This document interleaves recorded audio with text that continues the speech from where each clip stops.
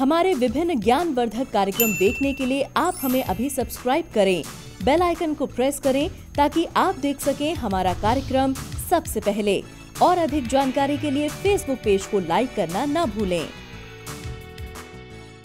जय माँ इंद्राक्षी।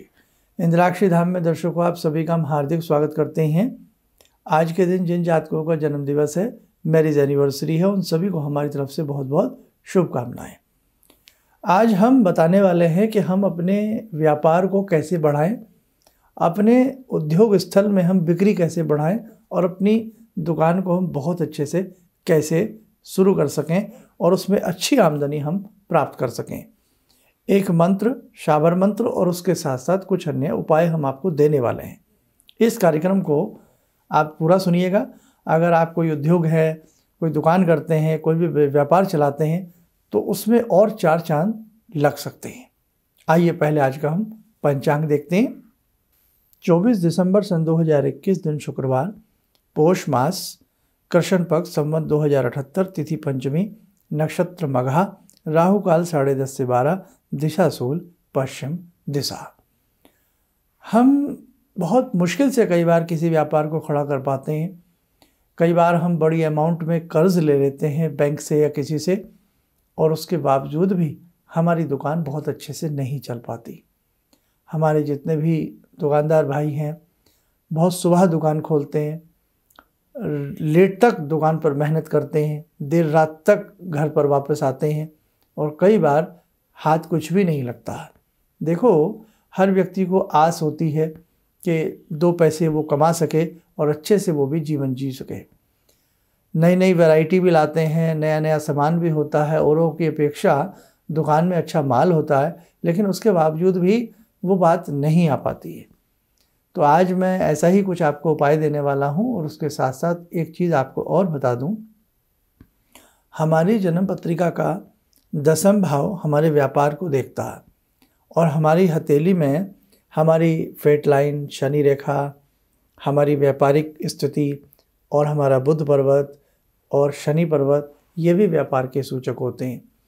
तो एक राय ये भी मैं दूंगा, अगर कोई आपके ऐसे निकटतम अच्छे हाथ देखना जानते हो या कुंडली देखना जानते हो, तो जीवन में अगर आप व्यापार से पीड़ा झेल रहे हैं, नुकसान झेल रहे हैं, व्यापार नहीं हो पा रहा है, तो अपनी कुंडली या हाथ की रेखाओं को दिखा लेना चाहिए। अब मैं अपनी बात करता हूँ। एक साबर मंत्र हमने बहुत पहले आप सबको बताया था और उसको पढ़ के बहुत लोगों ने फ़ायदा उठाया। आइए वो साबर मंत्र मैं आपको दोबारा से बताता हूँ, उसको आप नोट कर लेना। और ये प्रयोग केवल रविवार के दिन किया जाता है, संडे के दिन किया जाता है। अब बहुत लोग कहेंगे संडे में तो हमारी दुकान बंद रहती है, तो चाहे आप 5 मिनट के लिए दुकान खोल लीजिएगा जा कर के, और इस प्रयोग को करके दुकान बंद करके बाद में वापस आ सकते हैं, या 1-1.5 घंटा दुकान पर बैठ करके आप वापस आ सकते हैं। तो पहले तो ये साबर मंत्र लिख लें, इसके बाद मैं कुछ अन्य उपाय दूंगा, और जिन्होंने पहले ये साबर मंत्र पढ़ा हो और लाभ ना हुआ हो तो कहाँ कमी रही वो भी मैं आज आपको बताऊंगा। तो आइए मंत्र नोट करें। लिखें, भंवर वीर तू चेला मेरा, खोल दुकान कहा कर मेरा, उठे जो डंडी बिके जो माल, भंवर वीर सोखे नहीं जाए। दोबारा पढ़ते हैं। भंवर वीर तू चेला मेरा, खोल दुकान कहा कर मेरा, उठे जो डंडी बिके जो माल, भंवर वीर सोखे नहीं जाए। तो ये साबर मंत्र है, और ये जैसे हमने लिखवाया, जैसे हमने पढ़ा, आप उसको ऐसे ही प्रयोग में लाएं, क्योंकि साबर मंत्र देसी भाषा में, प्रांतीय भाषाओं में इनकी रचना हुई है, इसलिए इसमें आपको लगेगा संस्कृत नहीं है, ये कैसा मंत्र है। तो ये मंत्र ऐसे ही होते हैं ना, अद्भुत कार्य करते हैं। अब करना क्या है, रविवार के दिन, संडे के दिन मुट्ठी भर उड़द ले लें। साबुत जो उड़द की दाल आती है, दाहिनी मुट्ठी में लें, और सबसे पहले अपनी दुकान को अच्छे से साफ़ सुथरा कर लें, जो भी आपका नियम है। अब मुट्ठी भर उड़द लेकर के 21 बार इस मंत्र को पूर्व दिशा की तरफ या उत्तर दिशा की तरफ मुख करके आपको पढ़ना है।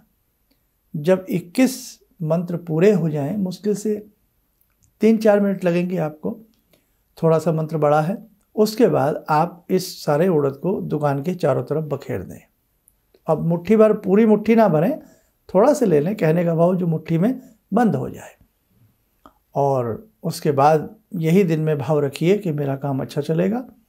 ऐसा लगातार 7 रविवार करना है, 7 संडे करना है, संडे टू संडे, बीच में नहीं करना किसी दिन, केवल रविवार से रविवार करें। अब इसमें दूसरी कंडीशन, इसी मंत्र को अपनी गद्दी पे बैठे बैठे रोज सुबह 21 बार पढ़ लिया करो। उड़द बखेरने हैं केवल रविवार संडे में, अदर डेज में हम 21 बार अपनी गद्दी पे सुबह जब बैठते हैं तो इस मंत्र को सबसे पहले पढ़ लें, उसके बाद अपना काम शुरू करें। ठीक, आगे बढ़ते हैं। जो उड़द आज संडे में आपने बखेरे हैं, मतलब संडे के दिन, अगले दिन हम दुकान में बुहारी, झाड़ू जो भी करते हैं या करवाते हैं, तो उस दिन का जो कूड़ा निकलेगा उसमें वो उड़द भी होंगे जिन पे मंत्र पढ़ा गया।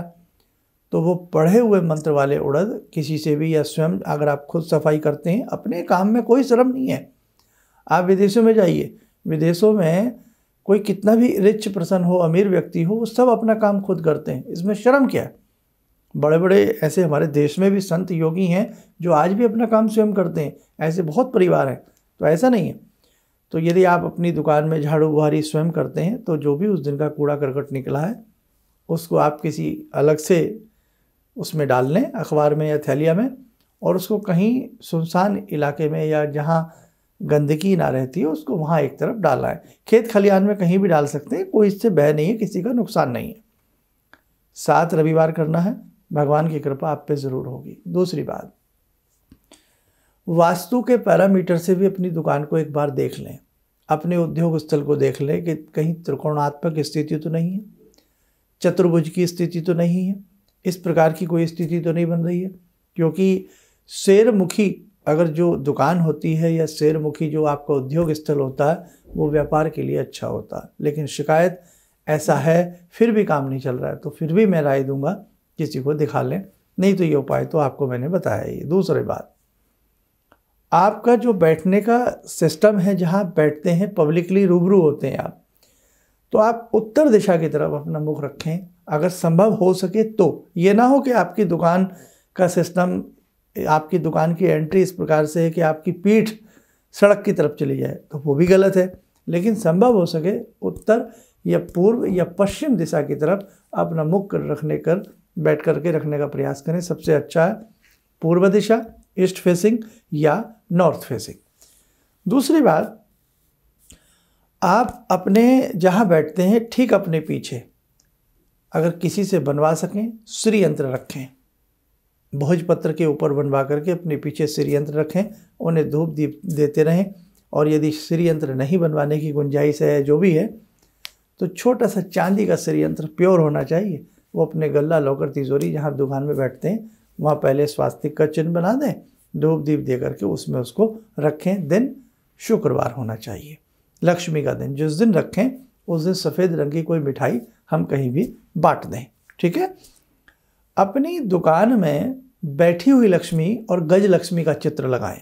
अगर श्री यंत्र नहीं रख सकते तो बैठी हुई लक्ष्मी हो, कमल के पुष्प पे बैठी हैं, सिक्कों की बरसात हो रही है। एकमात्र भगवती लक्ष्मी ही ऐसी हैं जिनके हाथों से आशीर्वाद के साथ साथ धन बरसता है। तो ये उपमा है, मतलब उनका आशीर्वाद ऐसा है कि आपको आशीर्वाद मिल जाए तो धन अच्छा मिलेगा, है ना। तो उपमाएं हैं ये सब भगवान की, इसलिए चित्र ऐसे बनाए जाते हैं। तो वो रखिएगा, आप उसको धूप दीप देते रहिए। आए शुक्रवार जो आपने लक्ष्मी जी का चित्र या श्रीयंत्र रखा है, लगाया है, उनको आप सफ़ेद रंग की खोवा की मिठाई का भोग थोड़ा सा लगाएं या किसी तस्तरी प्लेट में लेकर के भावना करें और बाद में वो अपने दुकान के एम्प्लॉयज़ के साथ या कहीं भी उसको बांट सकते हैं। आप ये करिए और हर शुक्रवार नियम बनाइए कि शाम के समय आप लक्ष्मी चालीसा या श्री सूक्त का पाठ अपनी दुकान में बैठ कर के करना शुरू कर दें। देखो समय कितना लगेगा, मुश्किल से श्री सूक्त पढ़ने में 5 मिनट लगते हैं। आपको नहीं आता तो आजकल तो ऐसे छोटे छोटे इलेक्ट्रिक इंस्ट्रूमेंट आ रहे हैं जिनमें इस प्रकार की चैंटिंग, इस प्रकार की धुन रहती है, तो आप श्री सूक्त वाला ले आएँ, उसको आप सुना करें हर शुक्रवार। फिलहाल इतना करिए और अधिक जानकारी के लिए आप किसी मर्मज्ञ को अपनी कुंडली, यदि डेट ऑफ बर्थ नहीं है तो हाथ की रेखाएं किसी को दिखा लीजिए। और भी मैं बहुत सारे ऐसे कार्यक्रम समय समय पर आपको देने वाला हूँ। किसी भी तरह से आपका व्यापार अच्छा चले, आप मन मायूस कर करके नहीं रहना है। बहुत मेहनती हैं, बहुत मेहनत से आपने अपने आप को यहाँ तक लाए हैं। ईश्वर की कृपा से, जगदम्बा की कृपा से आप बहुत आगे बढ़ेंगे। आइए मेरे साधकों, समय हो चला आज की ध्यानमाला का। लक्ष्मी स्वरूपा माँ भगवती का ध्यान करें। ओम सिंदूरारुण विग्रहां त्रिनयनां माणिक्यमूले स्फुरात् स्तारानायकशेखरं स्मितमुखी भापेन वक्षोरुवां पाणिभ्यामलपूर्णरत्नचषकां रत्नोत्परां बिभ्रति सौम्यां रत्नगटस्थरक्तचरणां ध्यायेत् पराम् अम्बिकां खड्गं चक्रगदेषु चापपरिगान् चूलम्बुसुण्डिं शिरा शङ्खं समदधतीं करे स्त्रीनयनां सर्वाङ्गभूषावृतां नीलासमद्युतिमास्य पाददशकां सेवे महाकालिकां यामास्तो स्वपितैहरो कमलजो हन्तुं मधुं कैटवं विद्युद्दामसमप्रभां मृगपते स्कन्दस्थितां भीषणां कन्या विहकरवालखेटविलसा धस्ताविरासेवितां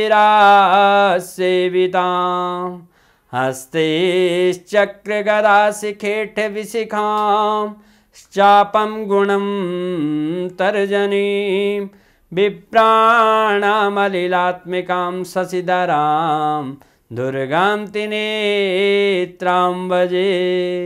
कवच बना लें, ध्यान करें, भगवती का शुभ आशीष सबके ऊपर बरस रहा है।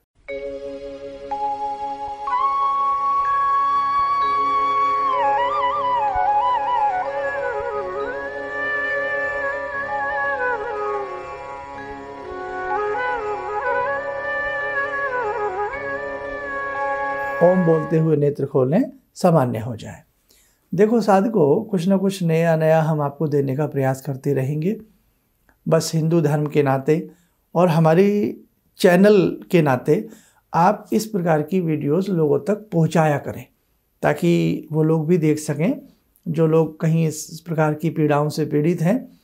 और अपने धर्म का भी प्रचार होता है, अपने मंत्रों का भी प्रचार होता है, अपने भगवान के प्रति हमारी आस्था भी बढ़ती है ना। तो आप इस प्रकार की वीडियो को भूलना मत आगे से। और जो हमारे नए दर्शक हैं वो हमसे जुड़ जाना भाई, औरों को भी जोड़ने का प्रयास करना। और हमारे फेसबुक जो पेज है उस पर भी हम इस प्रकार से कार्यक्रम डालते हैं। फेसबुक पेज को लाइक करके कार्यक्रम से जुड़े रहें। और हमारे जो मुख्य चैनल हैं, एक हमारे नाम से, एक इंद्राक्षी माता के नाम से, दोनों चैनलों से भी जुड़ने का प्रयास करें। स्वस्थ रहें, सुखी रहें। इन्हीं शुभकामनाओं के साथ हम अपनी वाणी को विराम देते हैं। जय माँ इंद्राक्षी। ऑर्डर्स मेरे पास लगभग ना के बराबर थे। मेरी फैक्ट्री लग रहा था कि शायद मुझे बंद करनी पड़ेगी, कोई दूसरा बिजनेस करना पड़ेगा। मैंने नाम बहुत कमा लिया, लेकिन पैसा मेरे पास बिल्कुल नहीं। टीवी में एक छोटा सा मंत्र, अभी तंत्र मंत्र की बात हो रही थी, तांत्रिक मंत्र रहा होगा, मैं इतना अनुभवी नहीं हूँ, मैं इतना ज्ञानी नहीं हूँ। मैंने उस मंत्र को पढ़ा, रविवार के दिन उन्होंने पढ़ने के लिए बताया था। मैंने मंत्र पढ़ा, भंवर वीर तू चेला मेरा, खोल दुकान कहा कर मेरा। मैंने उन दानों को बिखेरा और आप यकीन नहीं मानेंगे, मैंने दोपहर के समय में ही मेरे पास फ़ोन आने लगे, ऑर्डर्स। आज की तारीख में मैं इतना परेशान हूँ, इतने ऑर्डर्स हैं मेरे पास, लेकिन आज भी मैं परेशान हूँ क्योंकि मैं उन ऑर्डर्स को एग्जीक्यूट नहीं कर सकता। अभी भी मुझे आपकी ही शरण चाहिए। ऑर्डर्स मेरे पास बहुत हैं। किसी भी समस्या के समाधान के लिए मिले प्रसिद्ध हस्तरेखा एवं वास्तु विशेषज्ञ प्रोफेसर धर्मेंद्र शर्मा जी से। नोट: शिविर में भाग लेने हेतु एवं व्यक्तिगत रूप से मिलने के लिए कॉल करने का समय सुबह 10 बजे से शाम 6 बजे तक। हमारे विभिन्न ज्ञानवर्धक कार्यक्रम देखने के लिए आप हमें अभी सब्सक्राइब करें, बेल आइकन को प्रेस करें ताकि आप देख सकें हमारा कार्यक्रम सबसे पहले। और अधिक जानकारी के लिए फेसबुक पेज को लाइक करना न भूलें।